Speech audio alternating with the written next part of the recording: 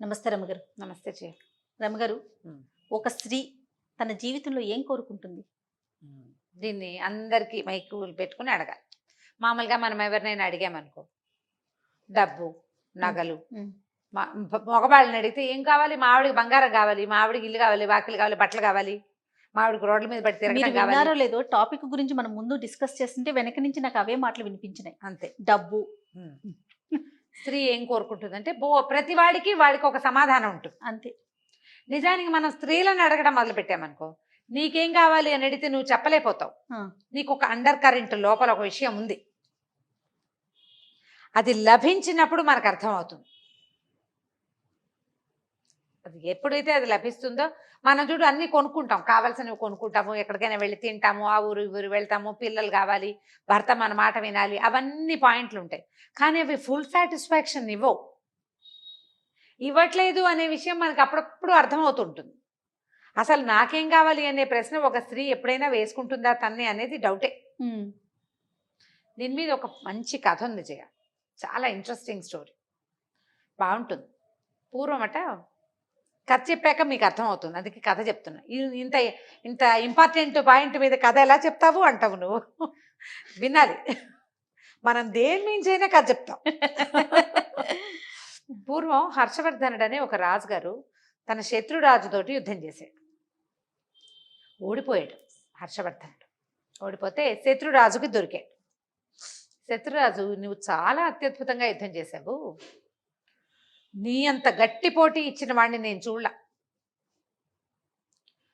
కాబట్టి నేను నీకు ఒక ప్రశ్న ఇస్తా, నా ప్రశ్నకి సమాధానం చెప్పు.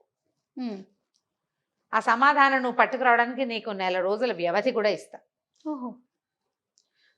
నన్ను సాటిస్ఫై చేసే సమాధానాన్ని కనుక నువ్వు ఇస్తే నీ రాజ్యం నీ పరం చేసి నేను వెళ్ళిపోతా, మళ్ళీ ఇంకోసారి నేను నీ మీద యుద్ధం చేయను.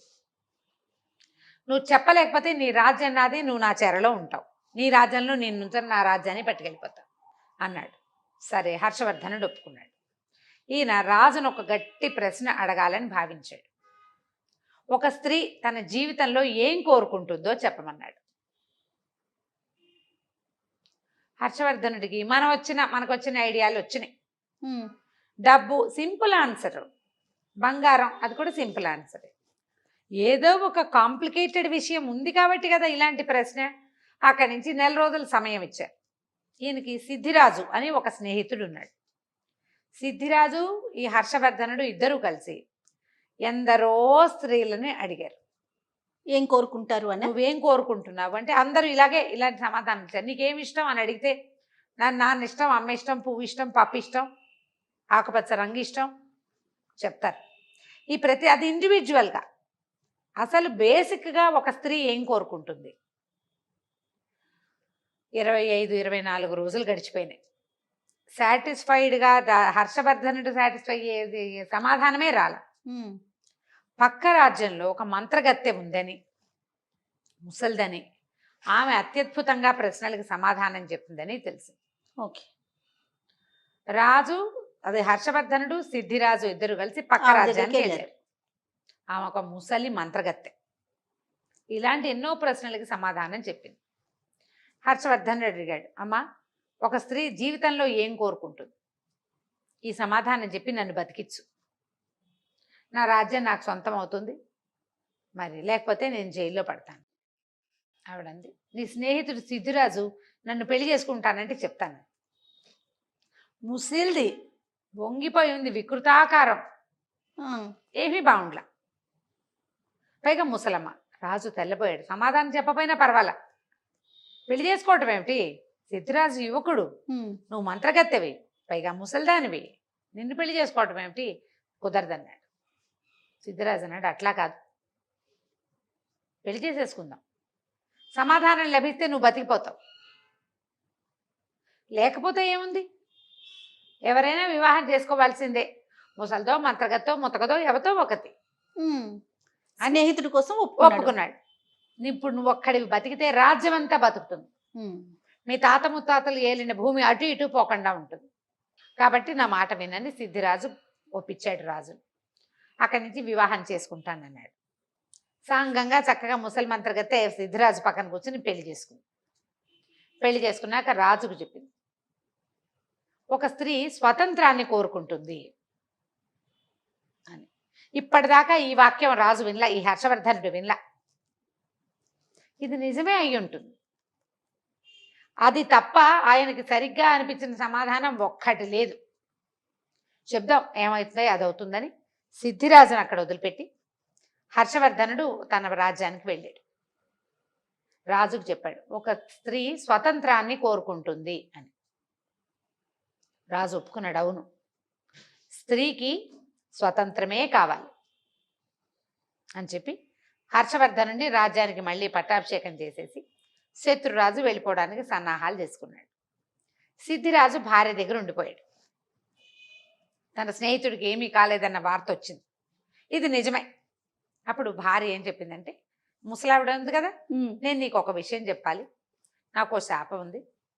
నేను రోజులో 12 గంటలు ఇలా ఉంటాను, ఇంకో 12 గంటలు నేను ఎలా ఉంటానంటేనే అందమైన అమ్మాయిగా రూపొందింది. 12 అవర్స్ ఇలా ఉంటా, 12 అవర్స్ ఇలా ఉంటా. బాగుంది. నువ్వు చెప్పు, నీకేం కావాలి? నేను ఇలా ఉండనా అలా ఉండనా? సిద్ధిరాజు అన్నాడు, నీకు ఎలా కావాలంటే అలా ఉండమ్మా. నువ్వు వృద్ధురాలిగా, ముసలిగా, ముతగ్గా, వంగిపోయి మంత్రగత్తెగా ఉంటేనే పెళ్లి చేసుకున్నా. నువ్వు ఇలా ఉన్నా అలా ఉన్నా నాకు అభ్యంతరం లేదు. నిన్నుగా చేసుకున్నా నేను. నీ ఇష్టం అన్నాడు. ఆవిడ పక్కపక్క నవ్వింది. ఇదే కదా నాకు కావాల్సింది. నేను ఎలా ఉండాలో నన్ను ఉండనివ్వాలి. ఇప్పుడు నాకు కావాల్సినట్టుగా ఉండమని నువ్వు అడగకూడదు నన్ను. నువ్వెలా ఉంటావో నీ ఇష్టమని నాకు చెప్పినప్పుడే నువ్వు గెలిచావు. ఇక ఎప్పటికీ నాకు వృద్ధ రూపం రాదు. నేను సహజంగా ఇలాంటి దాన్ని, ఈ రూపాన్ని దాచుకోలేక నేను ఆ వృద్ధ రూపాన్ని తీసుకున్నాను. నీకంటే పెద్దదాన్నే నేను, కానీ నేను ఎప్పటికీ ఇలా యంగ్గానే ఉండగలను అని చెప్పి స్త్రీలకి కావాల్సింది వాళ్ళ విషయంలో వాళ్ళు ఏం చేయదలుచుకున్నారో అది చెయ్యనివ్వటం. దానంత సంతోషాన్ని ఇచ్చేది ఇంకొకటి లేదు. మనం ఏం చేస్తామంటే సాధారణంగా లోకంలో ఏం జరుగుతుంది, స్త్రీ ఏం కోరుకుంటారు? స్వతంత్రం కావాలనుకుంటాం. కావాలనుకున్నాక స్వతంత్రం అంటే నన్ను నేను నడిపించడం కాకుండా చుట్టుపక్కల వాళ్ళని నడిపించే స్వతంత్రం కూడా లాగేసుకోవడానికి ట్రై చేస్తాం. ఆడవాళ్ళు తెలివిగా ఉంటారని నా స్త్రీ స్వాతంత్రం అర్హత అని మనుస్మృతిలో చెప్పారు. ఏం చెప్పారంటే, చిన్నతనంలో తండ్రి, యవ్వనంలో భర్త, వార్ధక్యంలో కొడుకు రక్షించాలి, స్త్రీకి స్వతంత్రం వద్దు అని చెప్పారు. వద్దు అంటే ఏమిటి? ఈవిని స్వతంత్రంగా ఉండివద్దని కాదు, ఆమెను రక్షించుకో. నువ్వు ఆమెతో ఉంటేనే నీ జీవితం బాగుంటుంది. కూతురుంటేనే తండ్రి జీవితం సంతోషంగా ఉంటుంది. కూతురు తండ్రిని తల్లిలాగా చూసుకుంటుంది. యవనంలో భార్యాభర్త, అతనికి జీవితం భార్యతోటే. నువ్వు ఆమెను బాగా చూసుకో, ఆమె నేను బాగా చూసుకుంటూ. వార్ధక్యంలో ఒక పెద్ద తల్లి ఉంటే ఇంట్లో 4 పనులు చేయగలిగేది, 4 తెలిసింది. తల్లి పక్కనుంటే ఉండే ధైర్యం ఇంకెవరైనా ఇవ్వగలరా? అమ్మ మనతో పాటు ఉందంటే 70 ఏళ్ళు వచ్చిన వాడికి కూడా 90 ఏళ్ల తల్లి ఉంటే వాడు అదృష్టవంతుడు అనుకుంటాం. దానికోసమని స్వతంత్రం వద్దు, మిమ్మల్ని మీరు చూసుకోండి అన్నారు. కానీ వాళ్ళ వ్యవహారాల్లో వాళ్ళని స్వతంత్రంగా ఉండనివ్వాలి. అలా ఉన్న స్త్రీలు ఎక్కువ సంతోషంగా ఉంటారు. ఫ్రీడమ్, ఫలానా రకం బట్టలే వేసుకోవాలి, ఫలానా రకంగానే ఉండాలి, నువ్వు ఇలాగే ఉండాలి, దానికి ఒక కొలతలు పెట్టి ఆ కొలతల్లో సమాజంలో ఉన్న స్త్రీలందరినీ ఇరికిచ్చి, అది ఒట్టి బట్టలు నగలు అవే కాకుండా జనరల్ వ్యవహారాలు కూడా వాళ్ళని ఇందులోనే ఇరికి ఉండవలసిందే. కానీ ఇరికించడం వల్లే వీళ్ళకి ఏది ఇచ్చినా సంతోషం ఉండదు.